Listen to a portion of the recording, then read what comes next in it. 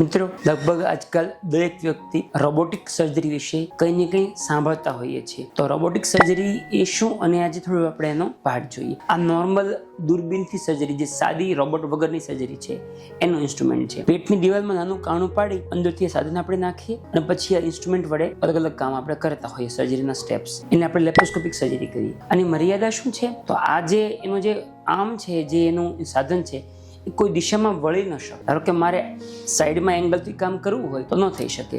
મારે અલગ દિશાથી ફરીવાર કાણું પડી ત્યાંથી સાધન નાખવું પડે. તો એના માટે આ વસ્તુનું સોલ્યુશન લાવવા માટે થઈ શોધ રોબોટિક આર્મની. રોબોટમાં બે રીતના આર્મ્સ આવતા હોય છે. એક છે આખો ઇન્ટિગ્રેટેડ રોબોટ કે જેની અંદર 4 કે આર્મ હોય અને એક મશીન સાથે જોડાયેલા હોય. આ છે રોબોટિકનું મિની વર્ઝન છે, જેની અંદર આઇસોલેટેડ રોબોટિક આર્મ કહીએ, કે જે રોબોટનું જે કામ છે એ જ રીતે આ કામ કરે. પણ આ સ્વતંત્ર એક ઇન્સ્ટ્રુમેન્ટ અલગ છે. 4 ઇન્સ્ટ્રુમેન્ટ એકબીજા જોડાયેલા નથી. એનો ફાયદો શું છે? મારે કોઈ દિશામાં એંગલથી કામ કરવું હોય, અલગ એંગલથી, તો અહીંયાથી આમ કામ કરી શકું, પકડી શકું, એને ફેરવી શકું. એટલે ઘણા જે અઘરા ઓપરેશન હોય જેમાં ઓડ એંગલથી કામ કરવું પડે, એ બધું કામ આમાં સરળતાથી કરી શકીએ આપણે. ઘણીવાર એવી જગ્યા હોય કે જે સીધું ઇન્સ્ટ્રુમેન્ટ પહોંચી ન શકે, ત્યાં પણ આ પહોંચી શકે અને પરફેક્શનથી કામ થઈ શકે.